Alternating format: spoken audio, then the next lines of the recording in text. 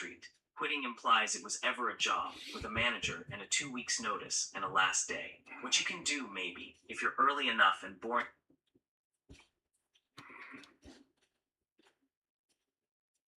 Street. Quitting implies it was ever a job, with a manager and a 2 weeks notice and a last day. What you can Alrighty, we're live. Welcome again for volume 2 of hopefully the world's best yacht risk management list.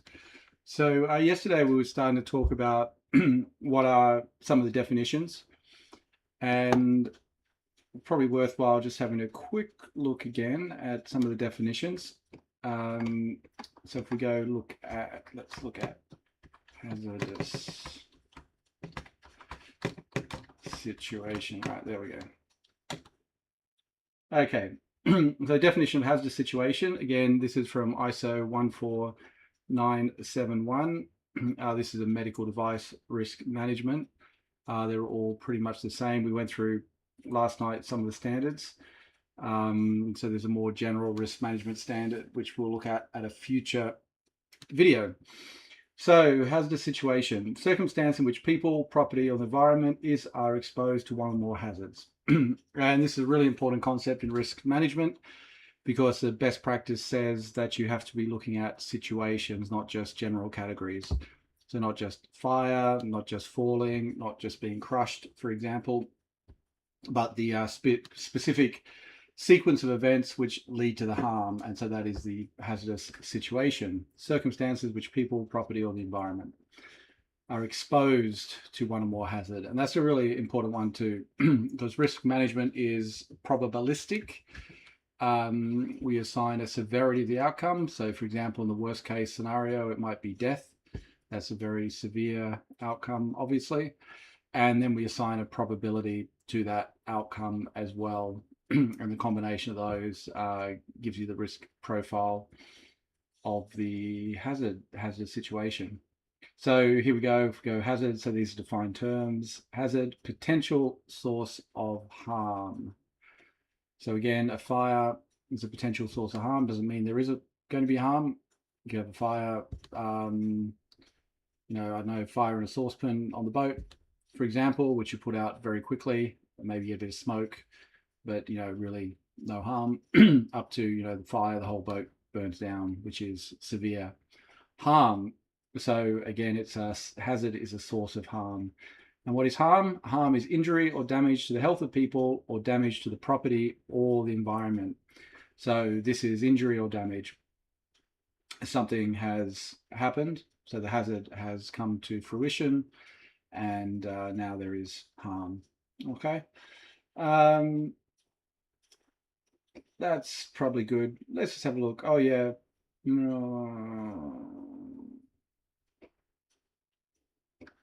Yeah, these are all. We'll come to some of these later. Yeah, this is probably worthwhile doing. Reasonably foreseeable misuse. So under this risk management standard, it says you need to take into account the reasonably foreseeable misuse. So, for example, if you've got, I don't know, let's say you've got a knife, reasonably foreseeable misuse is that somebody used it for, the wrong way. I don't know. That's probably a pretty poor example. So, use of a product or a system in a way not intended by the manufacturer, but which can result from readily predictable human behavior. So again, I'll use a knife example. In the UK, apparently there's a lot of knife crime, so kids are not allowed to purchase steak knives, right? Reasonably foreseeable misuse because some young kids are a little bit silly when it comes to violence and knives, and that is unfortunately readily predictable human behavior. Some of this stuff is very hard for manufacturers to really be responsible for. But in our case, if you're an owner or a skipper, we need to be able to think of reasonably foreseeable misuse of, your boat, anything on the boat, flares, kids having fun, that sort of thing. Right.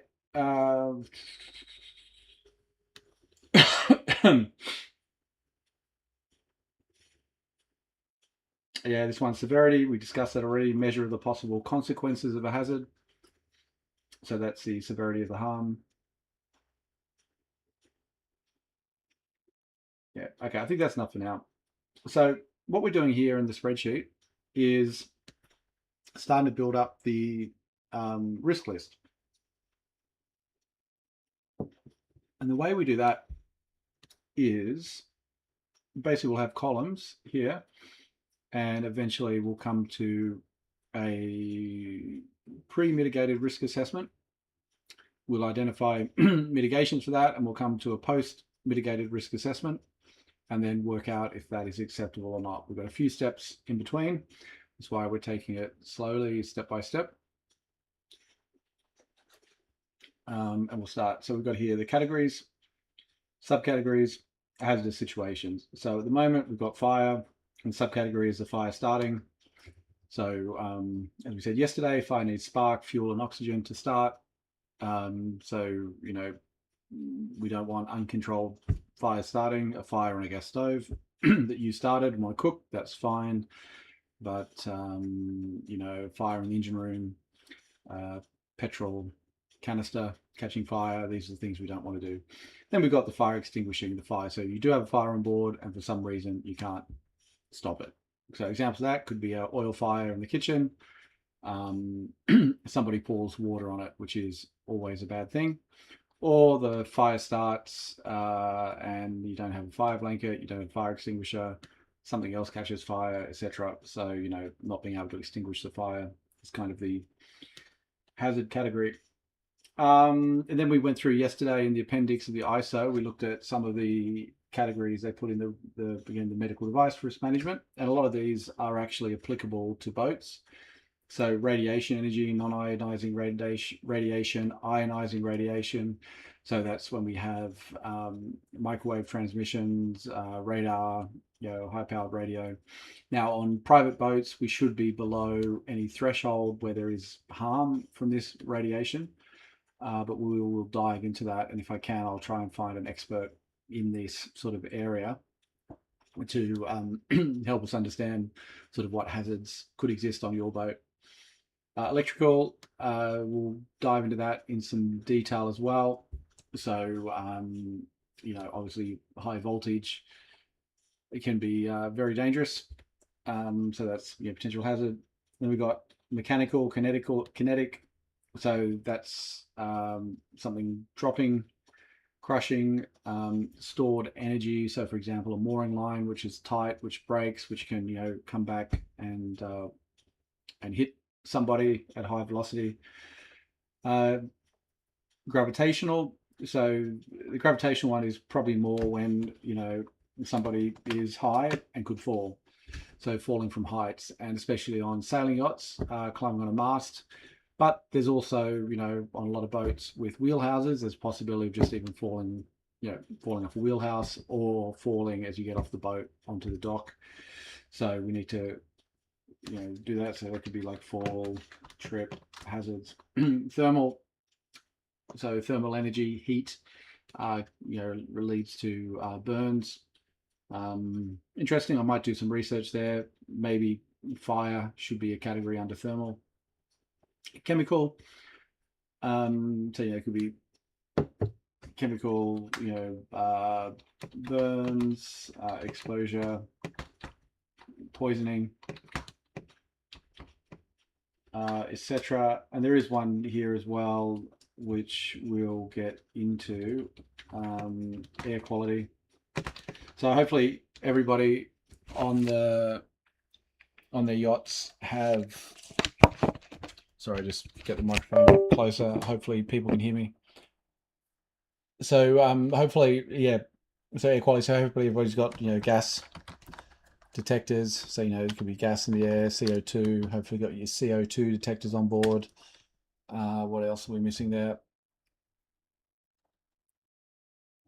Oh, we'll come back to it. Training. We'll get into that in a second. So boats do require skill to operate. and that lack of skill as a crew member, dealing with ropes, steering the boat, controlling the boat can lead to, can be a source of hazard. Say procedures.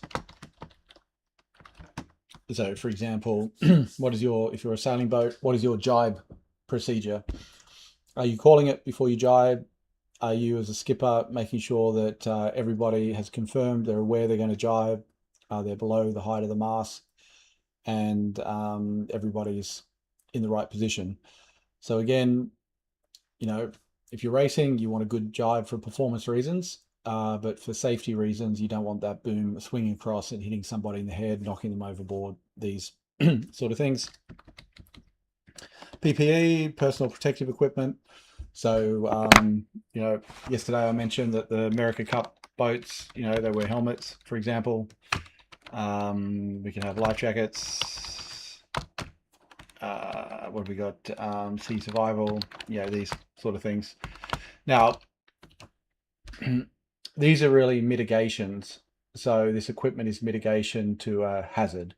So, for example, wearing a helmet on a sailing boat should protect you somewhat against the boom, or just generally hitting your head. There's lots of things to do. I just got to make sure that, sorry about this, guys. Yeah, okay. So for some reason, I'm not sharing my whole screen, so I'll just try and keep an eye on that so you haven't been seeing what I've been writing. Right. Yeah, so a lot of these are mitigation. And again, we looked at solace yesterday, just at very high level, as a source of hazards we can use. And solace really is safety of life at sea. That's really a big list of mitigations for how to protect life at sea. And again, we'll go through it. I haven't looked at it for a while, but if my recollection is correct, it looks more at the mitigations, so like carry life jackets, flares, these sort of things, as opposed to look at the minute, all the potential hazardous situations that could exist on a boat. Right. So I think what we do is we'll work through an example, and I want to come down here to Appendix C, which we started looking at yesterday, which discusses the there we go, which discusses how to do it, right? So you've got a hazard. So like I said, fire, for example, is a hazard. Then you've got a sequence of events which lead to a hazardous situation. And then from that hazardous situation, it leads to a harm, right? So if we carry on just a little bit further down, we do have some examples here.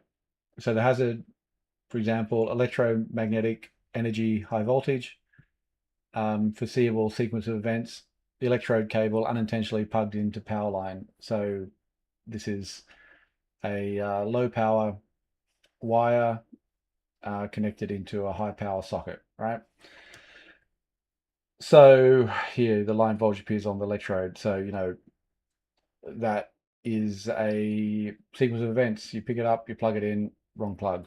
Now, we know in practice, the mitigation for that is high power plugs do not fit low power plugs generally. So that is the mitigation. But that doesn't matter because this is a valid sequence of events. What do we got here? Yeah, again, unfortunately, these are all more medical device examples. Right. So let's write our first hazardous situation. And I'll follow the format we see there, do one. So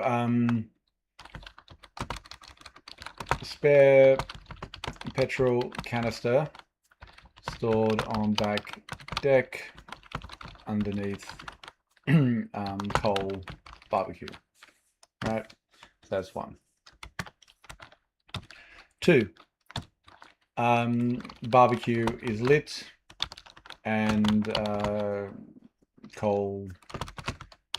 lit coal drops onto plastic canister and melts a hole.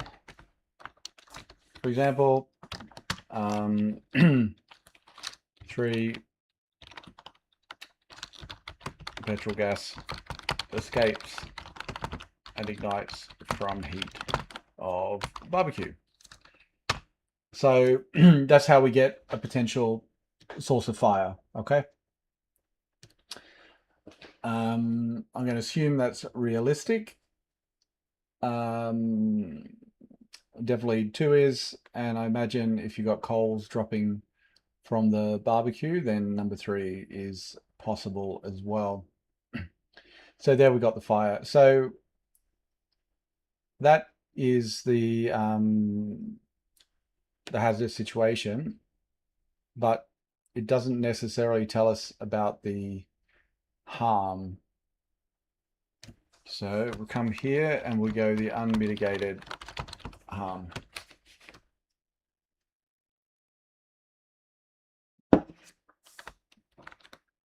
Again,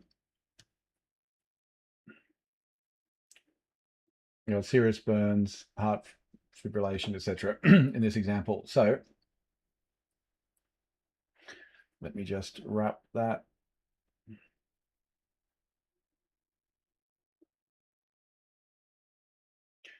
Right. So we could have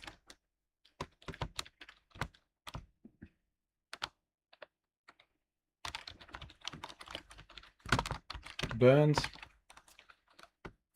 Again, we don't know the severity of the burns. We'll leave it like that for the moment. We could have property damage.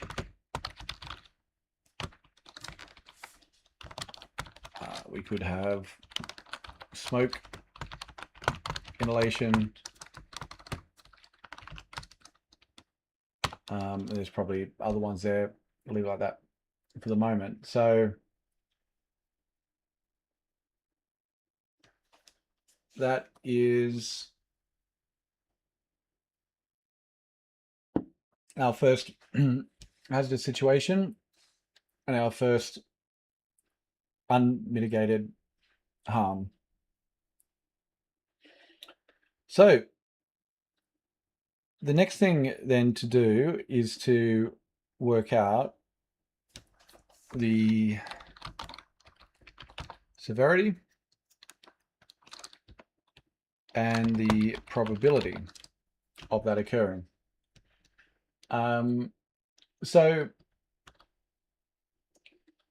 this is where it gets a little bit difficult, right? So severity we can work out, and the probability is always a little bit of a guess.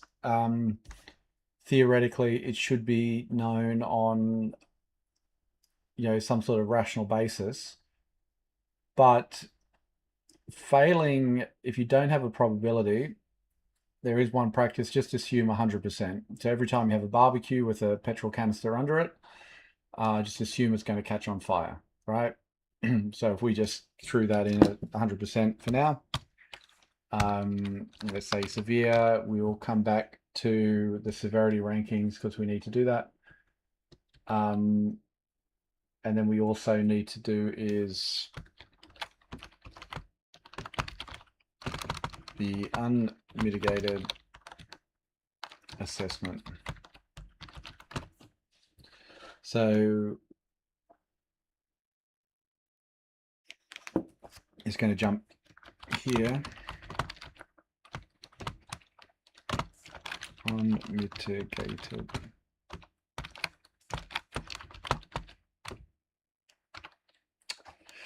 Okay. Risk control.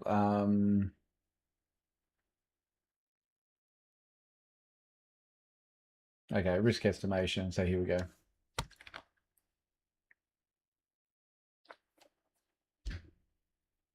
So risk estimation. So for each identified hazardous situation, let's say we replace manufacturer with owner.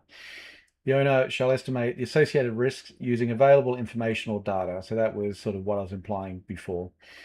For hazardous situations for which the probability of the occurrence of the harm cannot be estimated, the possible consequences shall be listed for use in risk evaluation and risk control. The system used for qualitative or quantitative categorization of probability of occurrence of harm and severity of harm should be recorded in the risk management file. So again, we'll come back to that. We need to develop categories on probability and excuse me. Oh, good. Apologies. On probability and severity. And then for risk evaluation, for each identified hazardous situation, the manufacturer shall evaluate the estimated risks and determine if the risk is acceptable or not using the criteria for risk acceptability. So what that means is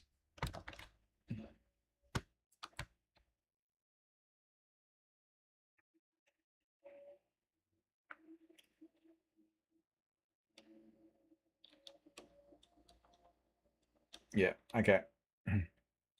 So this is our unmitigated risk assessment. Okay. What that means is that we haven't tried to get rid of the risk at all.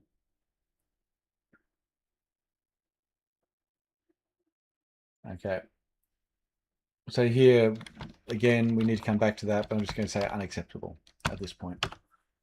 So we make that a nice red color to show that, yeah, make a nice red color to show that that is not acceptable and we have to mitigate it.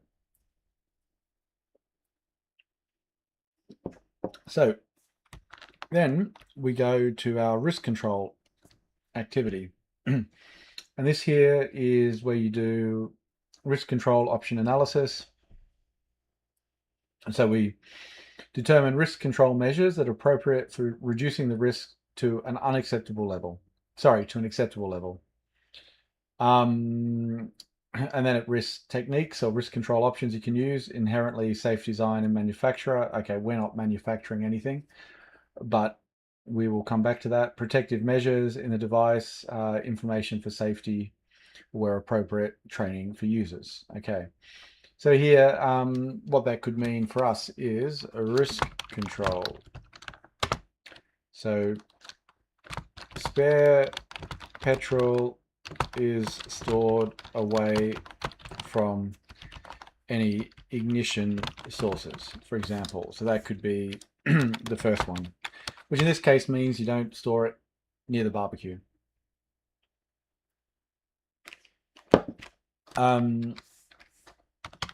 Another one could be, and I said yesterday, one of the key things in risk management, don't pretend to know. So I don't know if this exists.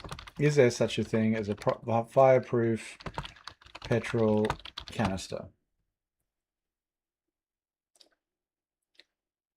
Okay, we've got metal canisters,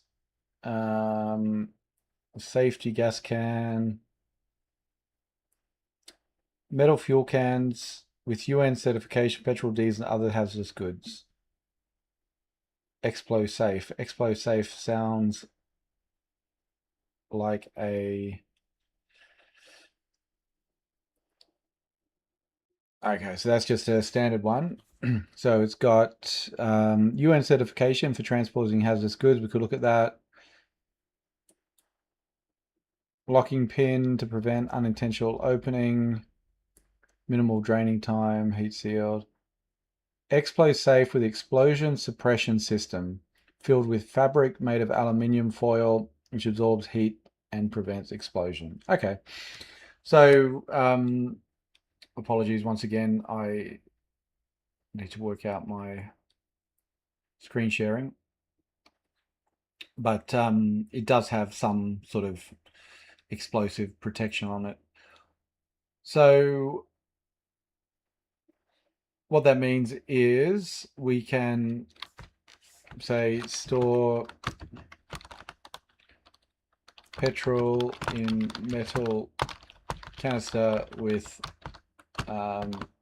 explosion protection, for example. Could be two. So theoretically, if you still wanted to store your petrol under the coal barbecue, which again, this is a hypothetical situation that hopefully no one wants to do.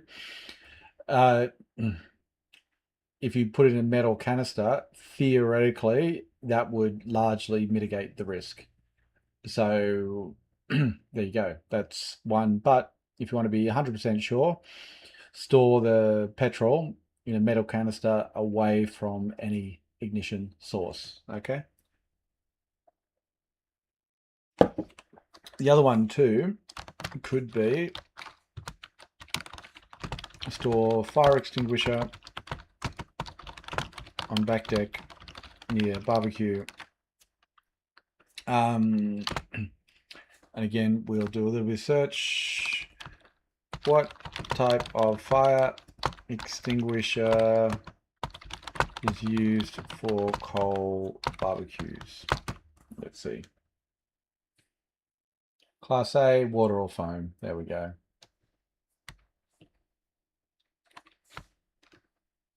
Store Class A, water or foam. Fire extinguisher on back deck near barbecue. So you can see already, just from that one example, there's a lot you can do as an owner. We already have three pretty solid suggestions here.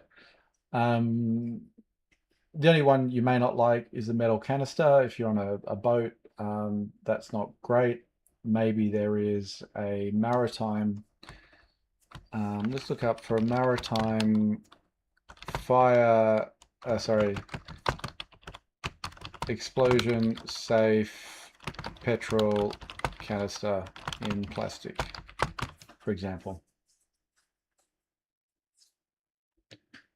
Okay, anti-explosion mesh technology such as aluminium, honeycomb to dissipate heat, suppress vapor.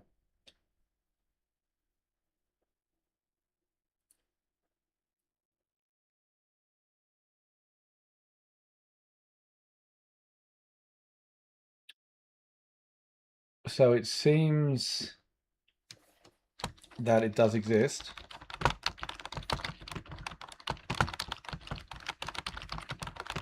So to say, what's an example I can find so I can buy online? So here we go. Yeah, okay. So they're around, they're $18, and maybe they're all like that anyhow. But this now becomes a specification for, when you're buying canisters.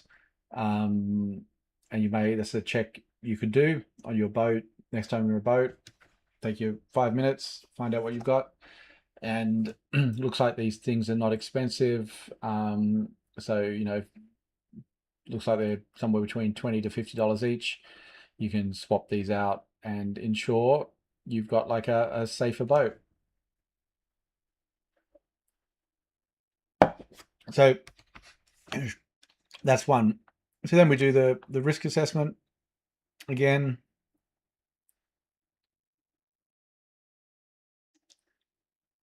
We've got the severity and the probability. We put unmitigated severity, and then we've got the unmitigated probability, right?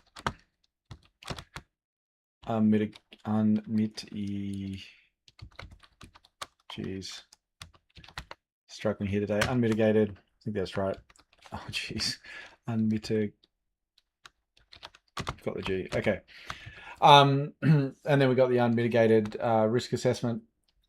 We got the risk control, and then we have the mitigated severity. And then we've got the mitigated probability. And I think at this point, I will just tell you what my assessment is. It's probably worthwhile actually building the risk assessment matrix.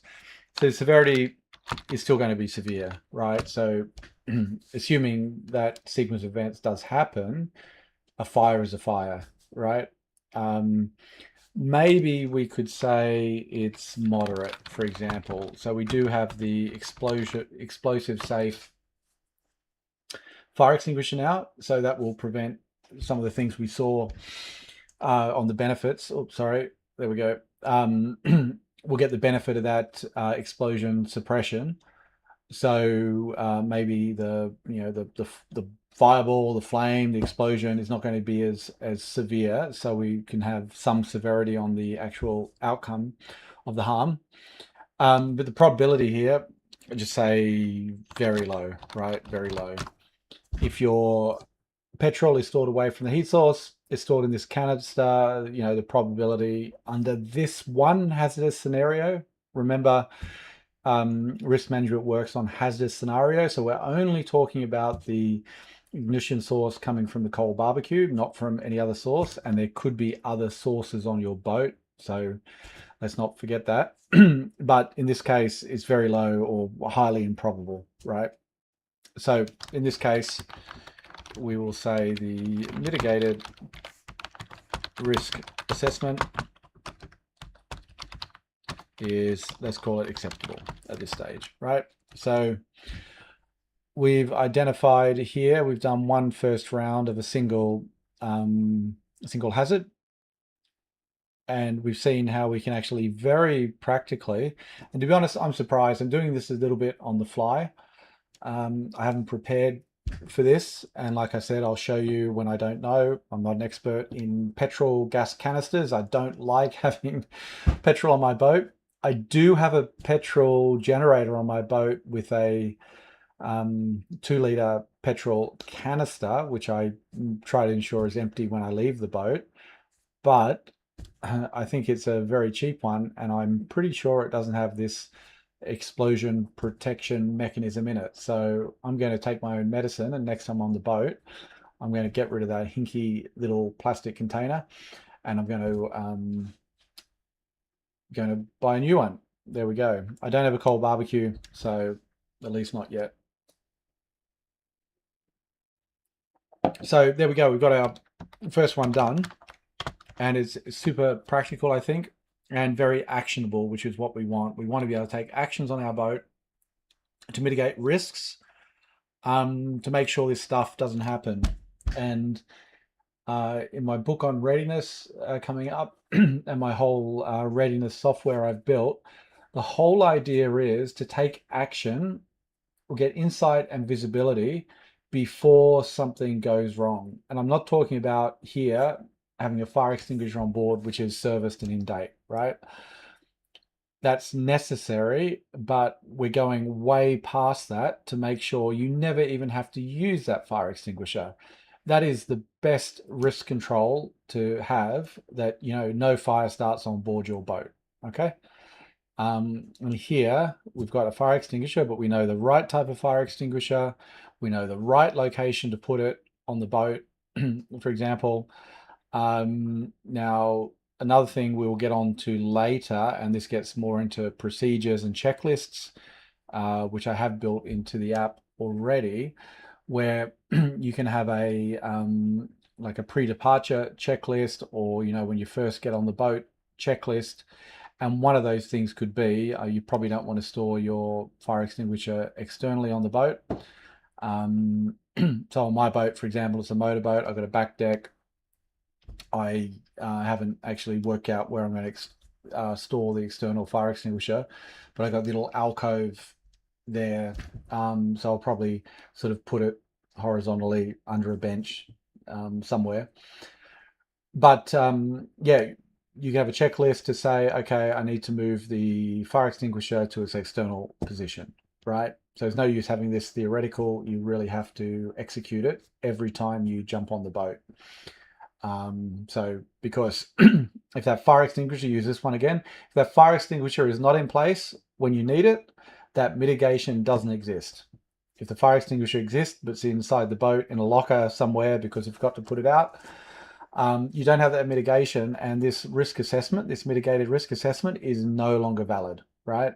So for some reason, you do get a fire, forget that mitigation, because maybe the time it takes you to go and find it and come back again, maybe the fire's out of control. I mean, who knows, right? Who knows?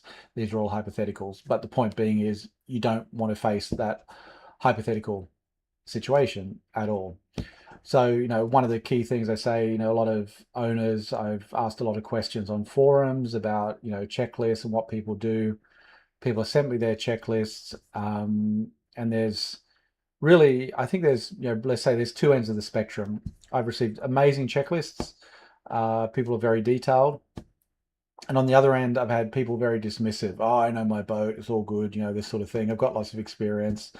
And I'm sure they do have experience, but humans are fallible. We forget things. And it's good to have experience, knowledge, know your boat, and have a check on yourself to work through that checklist step by step as you get on the boat or you're operating things, just to make sure we don't screw up, right? And it's a small thing to do, doesn't take a lot of time, and our egos should be able to handle it, right? And I don't think there's a lot of pride or ego in not doing something from a checklist. Maybe with some people there seems to be, but there shouldn't be, because it's not about pride. It's about ensuring we do the right thing, ensuring we're safe, and it's all these sort of exercises, thinking through. You know, hopefully, we can build this stream, build this checklist, and like I said, you know, the great thing to do ultimately, we want to save lives, we want to save boats, and we really want to save problems underway. And again, said again, boats, if you wanted time and money, you wouldn't buy a boat. So if you're on your boat, you want quality time on the water without, you know, your petrol canister catching fire. Right. Okay. Enough from me. So I'm going to update the tab. You can't see that. Apologies. And I'm going to create a new tab called, what's it going to be called? Risk assessment. Right. So I'll go back to the ISO here, and we are going to look at the risk evaluation. Where am I going here? Yeah, yeah, we've done that.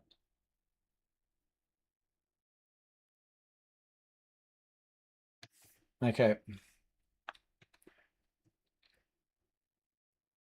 Right here, this is what I'm looking for. The severity, the system used for qualitative or quantitative, so numerical or non-numerical categorization of probability of occurrence of harm. So what that could mean, you could use a percentage, for example. So some things in manufacturing, you might have a defect rate. You produce 1 million units, and maybe you've got 1,000 defective units in that. So you can put a probability on that, and you can track that and measure it. Or in our case, we actually don't know, you know, all of the times a petrol canister was stored under a coal barbecue. And of those times, we don't know how many times that petrol canister, you know, caught fire and exploded, for example. So the whole point is, in the real world, on a lot of things, it's almost impossible to get quantitative numerical numbers behind the probability of occurrence, right? Things do occur, but we don't know about it. Nobody records them, so we just have to guess here. So we will use a qualitative categorization of probability, at least as a starting point, right, for the majority of our risks. Be very interested as we work our way through if we can get to a quantitative on at least some types of risks. That'd be very interesting. And, you know, if this stream goes where hopefully I want it to go, and we convert this spreadsheet into a database, and we can get people to record their experience of, when things went wrong, public information, near misses, this sort of thing. Maybe we can come to some sort of probability, and that'll be an amazing insight, because if we can work out why boats fail, why people on boats get hurt, and we can contribute back to that community, and again, save property, save lives, then that's, I think that's a pretty powerful contribution. And it's really information. It's finding out, it's knowing, it's getting information. Right, okay, so we're going to do a quantitative categorization of probability of occurrence of harm. And again, I'm going to try and stick to the language of here. Probability of occurrence of harm, that's going to be a column heading. And severity of harm, right? That's the other one too. Severity of harm shall be recorded in the risk management file. Now, the risk management file is a number of things. We're not going to really do it formally here. We're going to keep everything in this spreadsheet. But in the risk file, you've got a number of things. You've got a risk plan. And in an ideal world, every yacht owner would have a risk plan.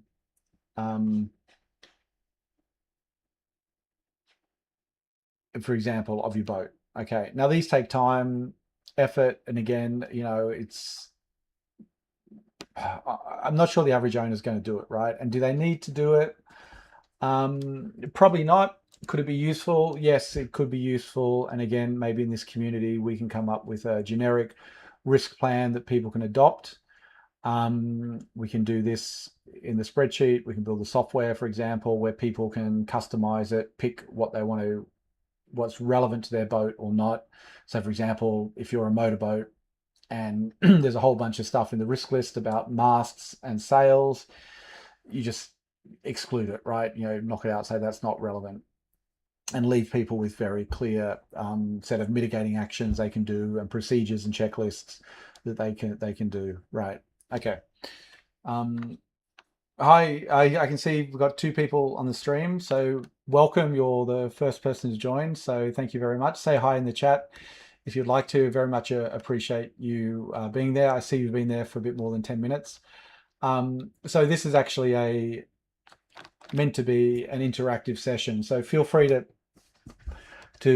add things to the chat, ask questions, give your experience. Really want this to be interactive, not just me talking. I will talk if I have to. Very happy to do it. Okay, so severity of harm. So I think what we'll do here is we'll do 2 things, right? We'll do minor, we'll do negligible, okay? Catastrophic as the 2 ends, right? So we'll call this catastrophic, will be death or total loss of vessel, right? So that's sinking, that is insurance write-off, for example, can't be repaired. Well, let's say death is death. I think we know what that is. Sadly, we'll all know it one day. Let's say death, or actually what I'll do here, I'll split this. I'll do human harm, and then we'll do vessel, right?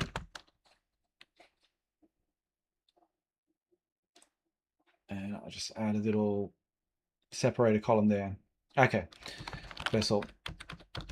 So here we'll have death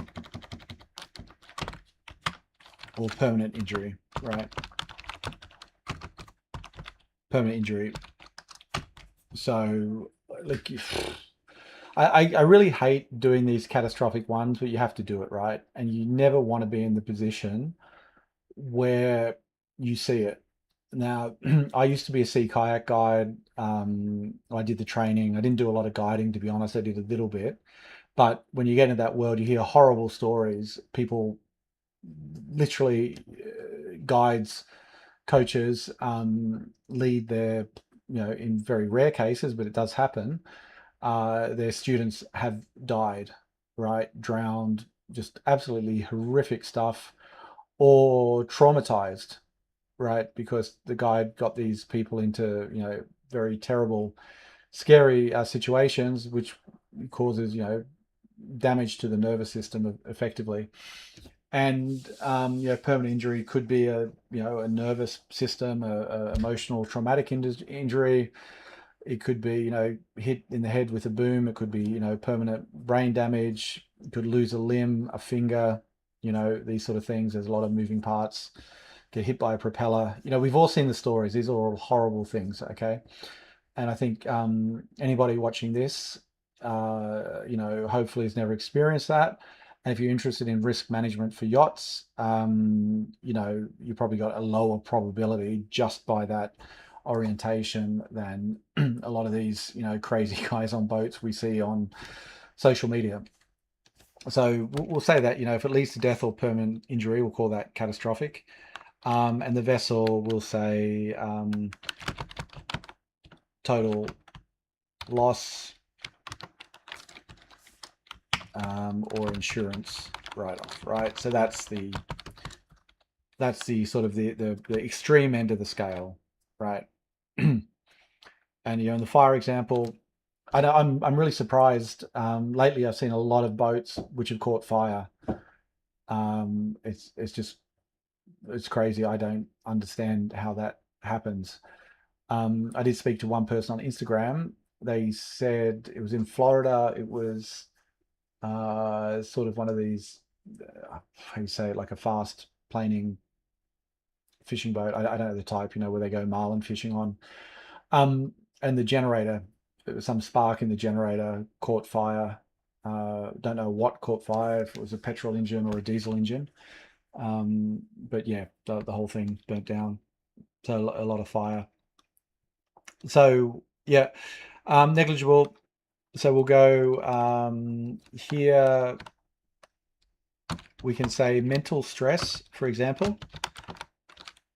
That is a harm. The emotional state can be a harm. So, if you're on the boat, you jibe without telling the crew, maybe nobody is hurt at all. It can still be a very stressful situation for people, even for experienced crew. They're not going to be scared. They're not going to be fearful. They're not going to be traumatized, but it's going to be like, bloody hell, what's the captain doing? Which is distracting them from their task. So this sort of gets a bit maybe into performance management. So we'll just say minor damage, right, on the boat. So you bump into the dock, you got a bit of scratch in your gel coat, or some of the paint in your steel hole is scratched off.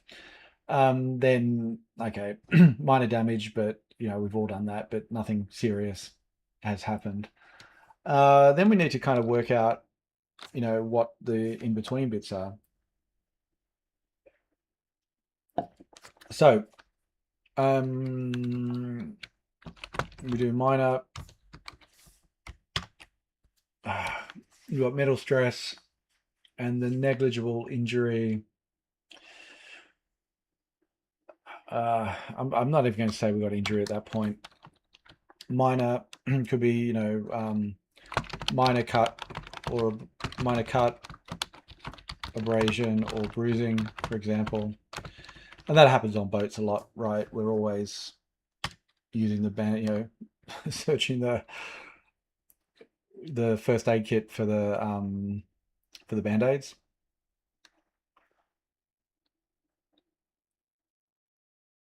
Minor cut, abrasion, bruising. And see here, I was going to put burn here. I don't think burns are ever, in terms of the severity of the injury, they're not minor. But if somebody is burnt, I think that's more than a minor thing that actually got that far, right? Because we shouldn't be in a situation where we're exposed to extreme heat in terms of flame, exhaust manifold, whatever it is, where people get burnt. So we'll do that, ignore that. Okay, I got to think. Help me out in the chat here. And we've got, for example, we could do severe cut, abrasions, bruising, for example, strains, muscle strains, etc. We're not doctors, so we're not going to put it all in, but just to try and get an idea. I used to work in dermatology, and like large open wounds is a very different wound, or a large like sort of abrasion down through multiple layers of the epidermal, the skin, is a lot more severe, right, than just a surface level cut. Muscle strains, I don't know, see here, then we've got breaking bones, for example, incapacitation.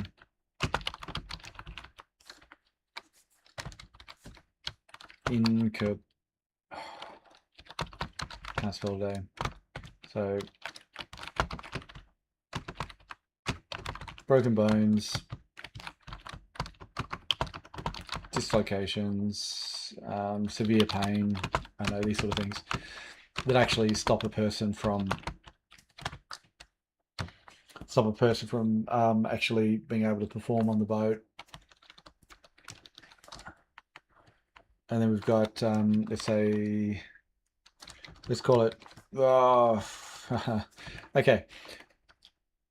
So all of these is incapacitation with medical intervention.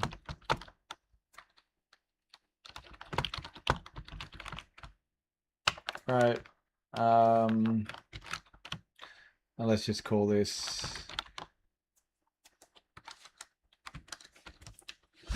what do we call this one? Okay, let's call this injury with medical intervention, injury with first aid treatment, for example. Implying there is no medical intervention. You don't go to the emergency room or the hospital, right? I'm going to leave it for that at the moment, and I think I need to do a little bit of research on that myself to work out the correct categories. So we'll do negligible, minor, moderate, severe, and catastrophic, right? So here, again, I'll have a better think about this. Maybe we'll come back tomorrow and finish it off. About some examples here.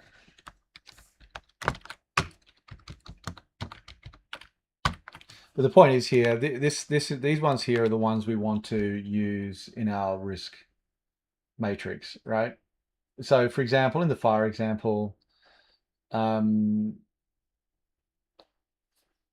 uncontrolled fire or explosion from petrol is on the back deck of your boat. I would say it's probably not going to be catastrophic, but it's probably going to be severe, would be my guess, right? So what I'm going to do here is on the unmitigated severity, severe, right? I've already got it. Now, the risk assessment here, we need the probability of the occurrence of harm. And maybe just keep it simple for now. We can always get more complicated later. We've got low, medium, no, this is not good. We've got, what am I trying to think of? More like a probabilistic. Low, medium, high is more quantitative. It's not probabilistic.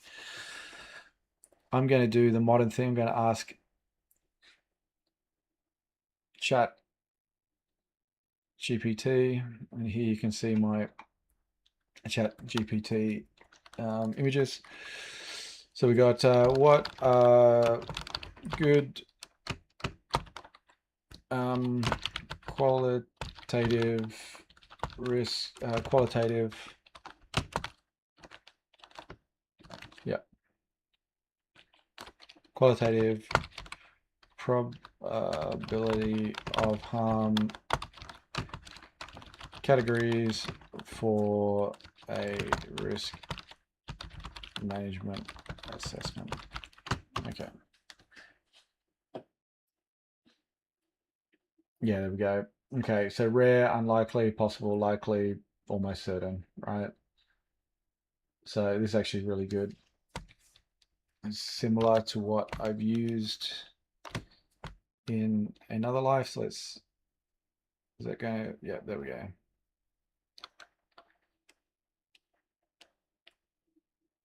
Yeah, okay, good. I think we can live with that.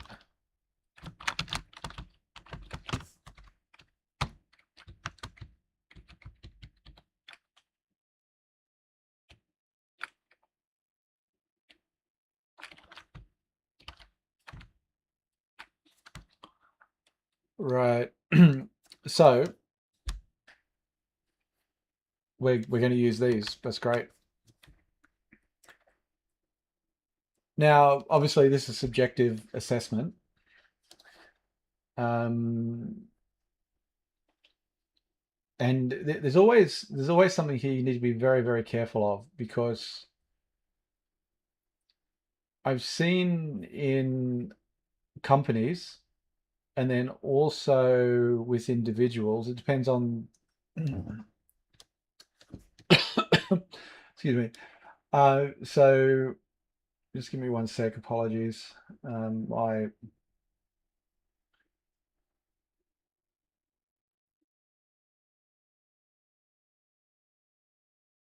Sorry, I just need to fix. Do I? Okay, not sure what's happening there. Okay, I'm just going in and out of focus on the stream. Um,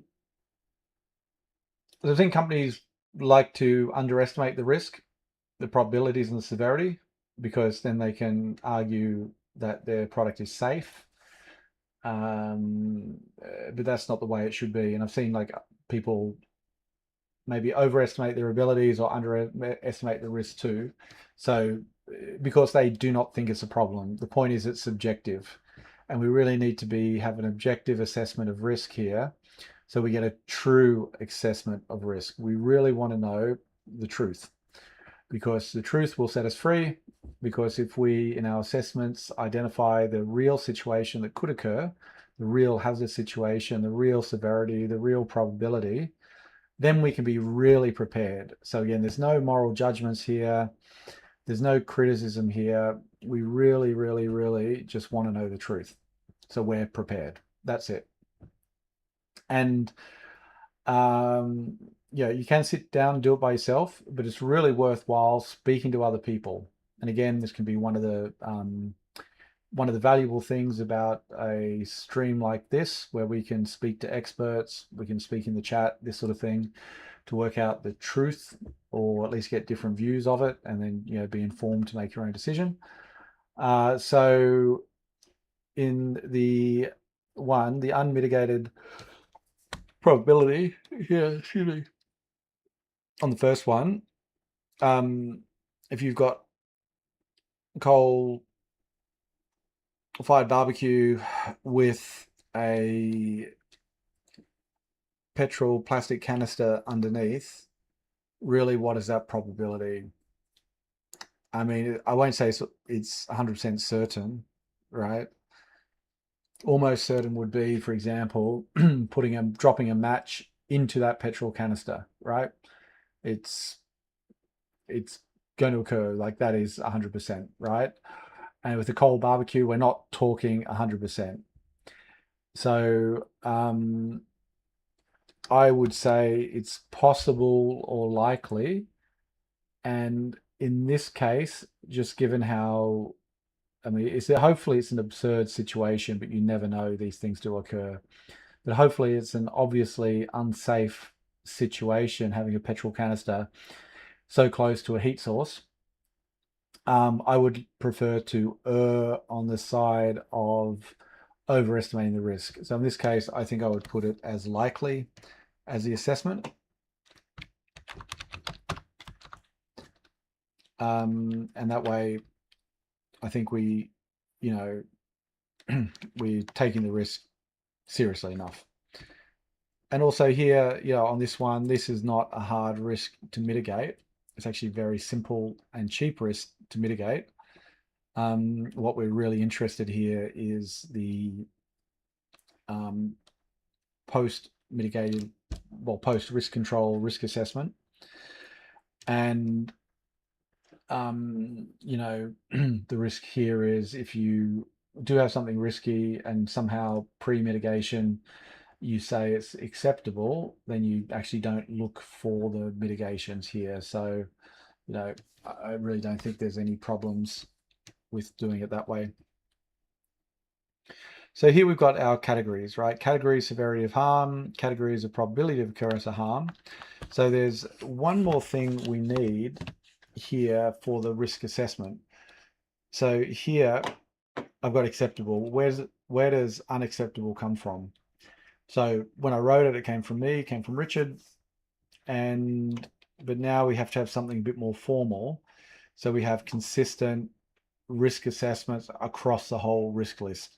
So everything is normalized, has, you know, the same sort of level of risk across all the different hazardous situations. So what we do, we build a little matrix here. And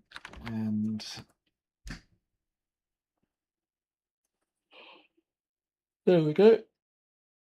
So we build a little matrix here, right? And we say basically go through the combination of all of these categories and combinations, and we say what's acceptable, what's not. So negligible and rare, we call that acceptable, right? Negligible severity, so it doesn't really harm anyone, it's hardly ever going to happen, so that's should be an acceptable risk profile.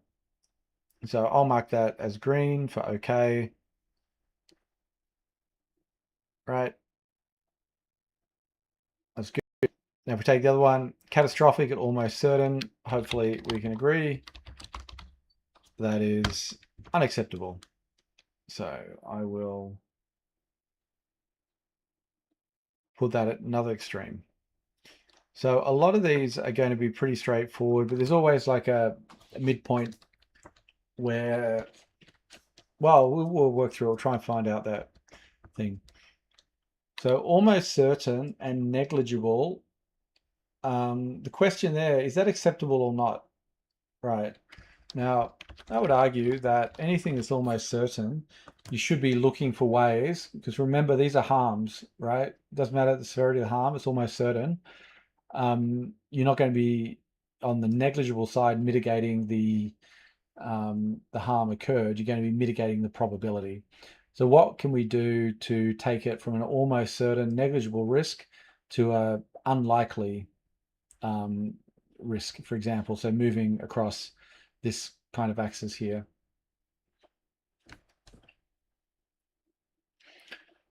And catastrophic, I think, you know, in the world of yachting, we don't want any catastrophic risks, right? And I don't think we want any severe risks, hospitalizations, you know, these sort of things. So then we go likely, moderate. So it's likely, again, this is, we said with the human thing, it's sort of not hospitalization, sort of first aid injury. So it's likely you're going to get injured. Does that sound like a safe boat? I would say it probably doesn't, right? And it's likely that minor injury, likely that. So, you know, again, we can have debates here, but definitely on the likely, almost certain, then yeah, then we don't want that. Then we get here, possible and negligible. So possible is not certain. What did we say about it? Could reasonably occur. Yeah, I mean, we could argue that, and I feel like I'm going too much on the conservative side, but what we'll do is when we work through examples, we will see, right? And so if possible, negligible is unacceptable, then the minor, moderate, right? So then we get possible, unlikely is possible but not expected during normal operation. Okay, so unlikely, negligible, we'll call that acceptable. Unlikely, minor, we'll call that acceptable. Rare, minor, we'll call that acceptable. Rare, moderate, that's first aid. Maybe that's acceptable. Unlikely, moderate, probably acceptable, right? So basically, this is where we want to live on our boats. We want to have, this is a safe boat, right? It's rare, unlikely things that can happen. And the worst case, we are talking about a first aid intervention, not hospitalization. So, but that first aid intervention is rare or unlikely, right? Not general, could not reasonably could occur, and definitely not likely or most certain. So this is the area we want our boat to operate in, if possible. And the only way we're going to really test if this is a valid matrix is to work through the risk list. So I think we'll leave it there today. We've actually done quite a lot. It looks like we've only populated one hazardous situation, which we have, but we've actually worked through the whole the risk matrix to see, well, we follow the whole risk management process for one hazardous situation, which is actually really good. So we'll carry on tomorrow and see if we can add to the list. So again, if you're watching it, if you made it this far, thank you very much. And we will continue doing this. And if you want access to it, yep, you got the link there. Just request access and I'll approve it for you. I don't use your email for anything, but it's just to stop. Just so we know who's it's not really to know, it's just so, you know, there's just a little bit of protection on it, right? That's all. Yeah, so thanks very much. Be safe on your boats and hopefully we'll see you another